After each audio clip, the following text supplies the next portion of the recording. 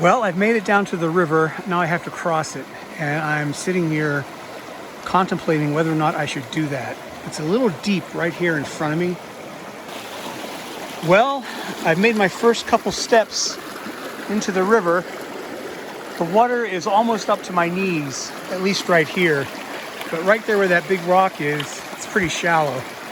Right behind it there, you can see. The problem is getting across here without falling. The abandoned mine I'm headed to is right up there. You can see the waste rock pile. It's on the other side of the river. I did make it halfway across. I'm to the big boulder. And I just came from right there. Well, we're getting closer to the destination. There it is. I'm now just past the halfway point. There's looking down the river. Got to get across here. This is a little deep here. If I can just get over to there, or even down there on the shore, and I can crawl up onto those rocks and be out of this water. So yeah, I'm just about the halfway point. That's looking up the river. Well, I made it across. Came right across here.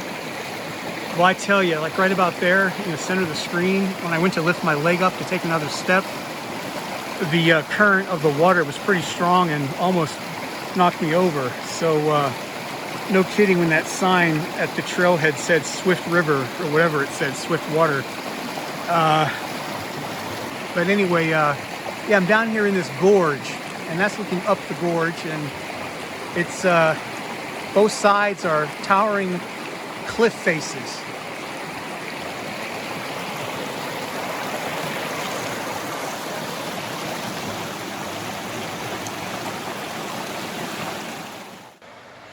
Well, I made it up here to the aqueduct tunnel. Here's the waste rock from when they blasted it. It's right around the corner there.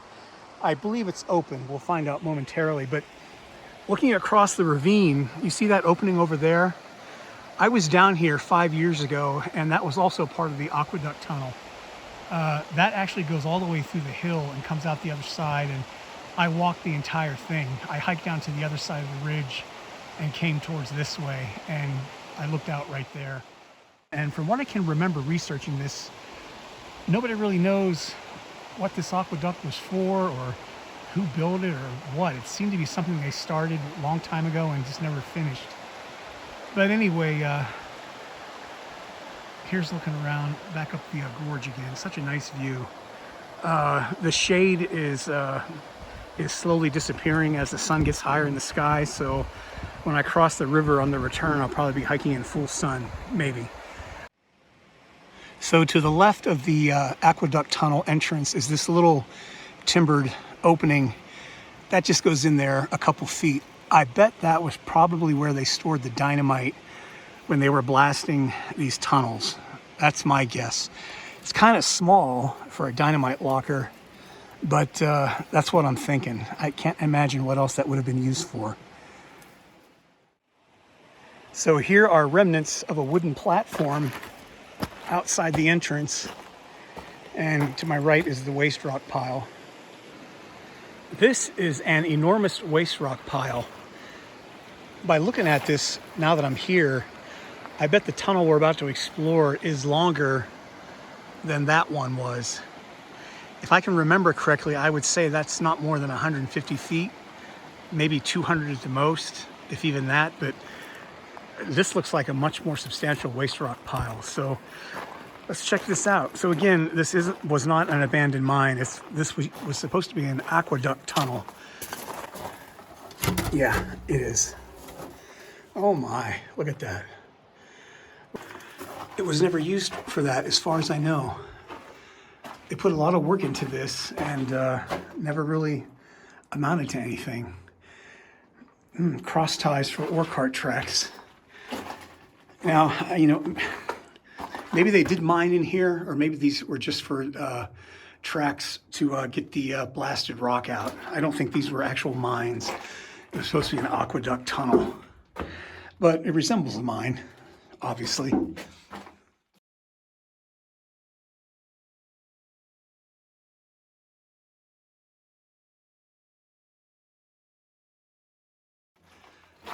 So pretty much a straight shot. That other tunnel across the gorge was also a straight shot.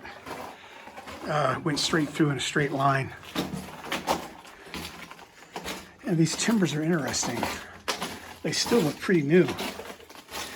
If I can remember correctly, it's in my other video, but I think this was early 1900s. They did this, or maybe 1930. But so these timbers have probably been in here since then.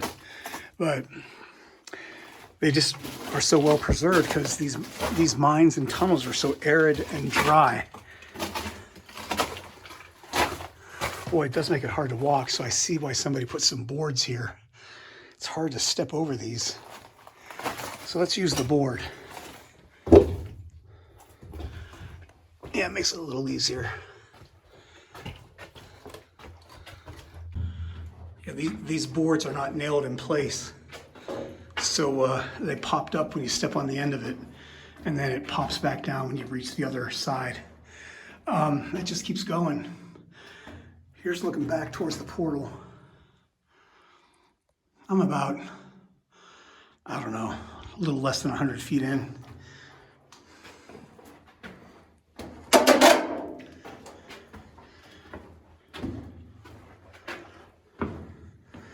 Yeah, you know what? I think I'm gonna just walk on the ground.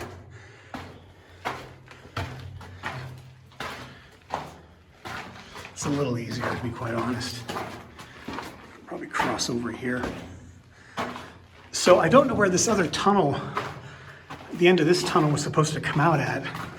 I'll have to look on a map and maybe draw a straight line. I think this entrance to this tunnel is indicated on the topo maps. I think it is. I'll have to draw a straight line and see where it was supposed to come out at and how close they got.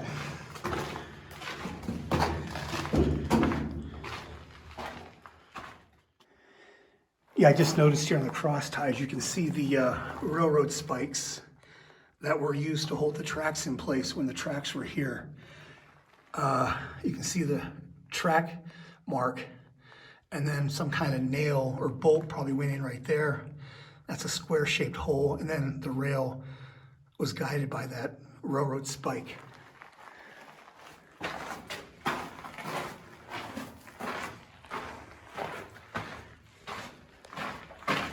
Pretty much a featureless tunnel. I mean, there's no graffiti, there's not going to be any ore chutes or anything like that. But yeah, it's just featureless. I was hoping maybe there'd be some graffiti from the people that blasted this tunnel or something, but I have no idea what's up here. If it stops, or if there's a turn, or if there's a collapse, or if there's a pit we have to cross, I have no idea. Okay, now we've come to a timbered section, just like in abandoned mines. Yeah, I was just starting to say as I was coming down here, I was seeing more rock fall on the ground. I was thinking, wow, the overhead might not be that stable. And sure enough, they timbered right here. This must have been a really unstable section. Look at that, they used tree branches there and then regular cut timbers here. And again, notice how they do that with the notch. Right there's the notch, how they put those together. See that? That's pretty cool. No support timber over here. They just wedged it up against the wall there. There's a little ledge that stuck out. Looks like about maybe 2 inches. But support timber there and there. And some more logs up on top. Same thing there and up in there. Yeah, this is pretty fractured. See all that? Of course, these logs probably, are past their sell-by date, so who knows how much support they are actually providing.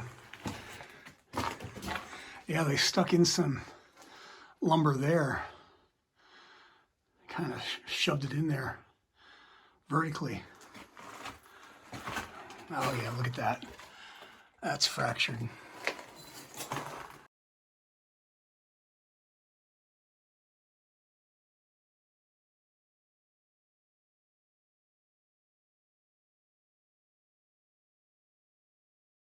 Oh yeah, look at that.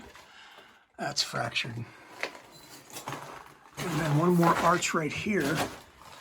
And then there's some more up here, but that's it for this section.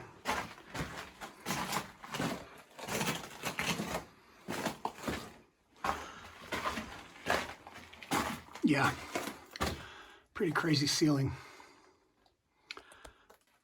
More timbering in the ceiling with tree trunks and cut lumber on top of those. And we're still headed down that way. Looks like there's a door up here or something. So I don't know, when this was supposed to be an aqueduct tunnel, if the water would have just flowed through here or what. I mean, that's what I'm thinking, but you would think the wooden support timbers would get wet, you know, and wouldn't last. I don't know. Or they were going to put a pipe in here. I don't think so. I think it was supposed to be just a passageway for water. There's looking back at the portal. I'm probably, I don't know, 400 feet in. I'm estimating. Here's this door, or this really narrow arch. And here we got ore cart tracks. Look at that. So yeah, those cross ties are the originals that we've been walking on. See that? Here's where the rails start. They used actual metal rail. This was a really weak section. Look at all this. They stuck little branches in there.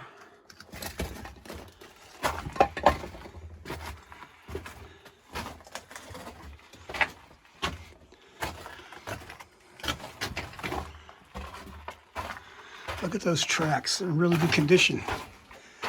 Okay, something's up here. This might be the end. Looks like a collapse maybe too. I don't know.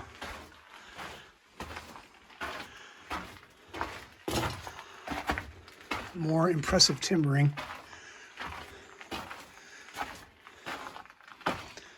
Well, I think this is the end. That's as far as they got. And then looks like the timbering here might have collapsed. There's a big boulder there. Probably fell from up in there. But yeah, that's as far as I got. I don't see any names. Usually the builders or miners, for example, they would always put their names and dates at the end of the tunnel, what they call the face. But I don't see anything